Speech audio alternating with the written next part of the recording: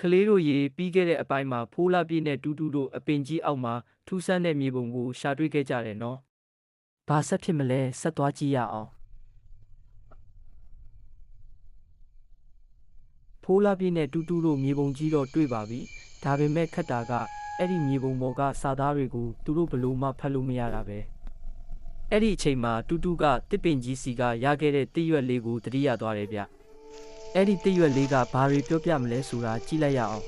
။တူတူကသူ့အိတ်ကက်ထဲကနေစိမ့်ဆူတောက်ပနေတဲ့မော်တစ်ရွက်လေးကိုထုတ်လိုက်ပါတယ်။သူကမြေပုံပေါ်ကိုတစ်ရွက်လေးတင်လိုက်တဲ့အခါတစ်ရွက်လေးကမျက်လုံးလေးတွေပါးစပ်လေးတွေပေါ်လာပြီးအကျောဆန့်ကနိုးလာပါတော့တယ်။ငါအိတ်ပျော်သွားတာကြာပြီလား။ဟင်းဒါငါတို့တော့အုပ်ရဲ့မြေပုံကြီးပဲ။မင်းတို့ဒါကိုဘယ်ကရတာလဲ။သူကမြေပုံပေါ်ကရှေးဟောင်းတင်ကေတာတွေကိုအကုန်ဖတ်တတ်ပါတယ်။ရွက်စိမ်းကရှင်းပြပါတယ်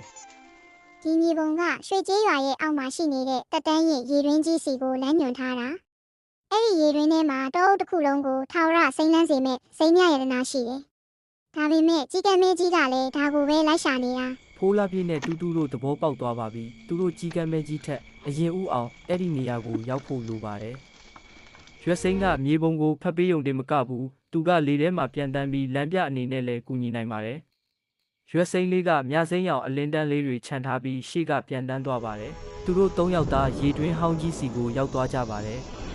ဒါပေမဲ့သူတို့တတိထားမိသွားတာကရေတွင်းထဲမှာဘာမှမရှိပဲရေတွင်းအနောက်ဘက်မှာကြောက်တကားချက်ကြီးတစ်ခုအဲ့ဒီကြောက်တကားကြီးကိုဖွင့်ဖို့ဆိုရင်တူတူရဲ့မော်စွမ်းအားနဲ့ဖိုးလာပြည့်ရဲ့တတိနှစ်ခုလုံးပေါင်းစပ်ဖို့လိုအပ်နေပါတယ်။တူတူနဲ့ဖိုးလာပြည့်ဒီတကားကတဘာဝရဲ့အင်အားနဲ့လူသားရဲ့တတိပေါင်းစပ်မှပွင့်ပါတဲ့။မင်းတို့နှစ်ယောက်လက်ဝါးချင်းထပ်ပြီးဒီတကားကိုတပြိုင်တည်းထိလိုက်ကြ။သူတို့နှစ်ယောက်ကြောက်တကားကြီးကိုထိလိုက်တဲ့ခဏမှာတကားပေါ်ကရွှေရောင်နဲ့မြစိမ်းရောင်အလင်းတန်းတွေဖြာထွက်လာပြီးတကားကြီးပွင့်သွားပါတော့တယ်။တကားပွင့်သွားတဲ့အခါသူတို့မြင်လိုက်ရတာကတောက်ပနေတဲ့မော်ဝင်မြေအောက်ဥယျာဉ်ကြီးတစ်ခုပါ။အဲ့ဒီမှာရေတခွန်တွေစီးဆင်းနေပြီးအပင်တွေကလည်းကျယ်ရီလိုလင်းနေကြပါတယ်။မြေအောက်ဥယျာဉ်ရဲ့အလယ်မှာရှိတဲ့ငွေရောင်ရေတခွန်နားကိုရောက်တဲ့အခါလေထဲမှာဝဲပြန့်နေတဲ့စိမ့်ဆူတောက်ပတဲ့တရွက်လေးအုပ်စုကြီးကိုတွေ့လိုက်ရတယ်။အဲ့ဒီတရွက်လေးတွေကတူတူတို့ရောက်လာတာကိုမြင်တော့ဝိုင်းလာကြပါတယ်။ရွက်စိမ်းလေးကအဖေအမေတားပြန်လာပြီလို့ပြောလိုက်တယ်။တရွက်ကြီးနှစ်ရွက်ကရှေ့ကိုထွက်လာပြီးရွက်စိမ်းလေးကိုဝိုင်းဖက်ပြီးနှွေးထွေးစွာနှုတ်ဆက်ကြပါတယ်။ရွက်စိမ်းလေးရဲ့အဖေတရွက်ကြီးကတူတူနဲ့ဖိုးလာပြည့်ကိုကျေးဇူးတင်စကားပြောပါတယ်။သူကဥယျာဉ်ရဲ့အလဲကတောက်ပနေတဲ့မြစိမ်းရောင်နှလုံးသားကိုပြလိုက်ပါတယ်။ဒီယတနာကတောအုပ်တစ်ခုလုံးကိုအသက်ပေးနေတာပါ။ဒါပေမဲ့အမှောင်ထုကနီးကပ်လာပြီးတူတူမင်းရဲ့စွမ်းအားနဲ့ဖိုးလာပြည့်ရဲ့တတိကိုဒီယတနာကိုကာကွယ်ဖို့အသုံးပြုရမယ်။ကြည်နူးစရာအချိန်လေးကတိတ်မကြလိုက်ပါဘူး။ရုတ်တရက်မြေအောက်ဥယျာဉ်ကြီးတစ်ခုလုံးတုန်ခါသွားပြီးအပေါ်ကနေအနက်ရောင်ကြီးကမ်းမွေးတွေတလွင်လွင်ကျလာပါတယ်။ကြီးကမ်းမဲကြီးရဲ့အရေးဆိုးစစ်တပ်ဟာဥယျာဉ်ဝကိုရောက်ရှိလာပါပြီ။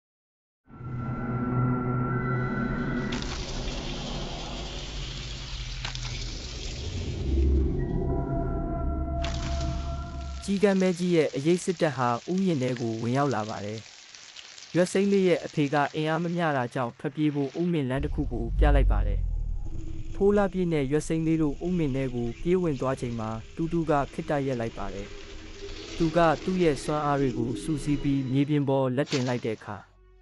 စူးနွယ်ပင်တိုင်းကြီးတစ်ခုရုတ်တရက်ထွက်ပေါ်လာပြီးဥမင်ဝကိုပိတ်လိုက်ပါတယ်။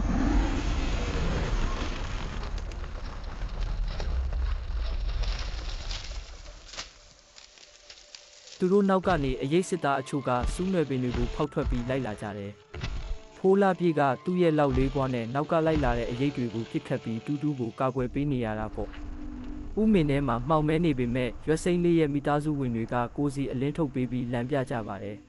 ။သူတို့တွေဥမင်အဆုံးကိုရောက်တဲ့အခါ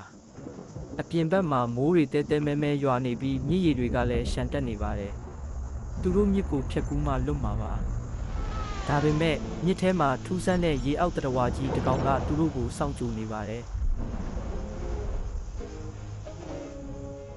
ကုန်းပေါ်မှာလဲရန်သူရေထဲမှာလဲအန္တရာယ်ပဲကလေးတို့ရေတူတူတို့ဒီမြစ်ကြီးကိုဘလို့ဖြတ်ကူးကြမလဲ။အပိုင်းလေးမှာဆက်ကြည့်ရအောင်နော်။အခန်းလေးကိုလည်း like and follow လုပ်ထားပေးခဲ့ကြပါဦးဗျ။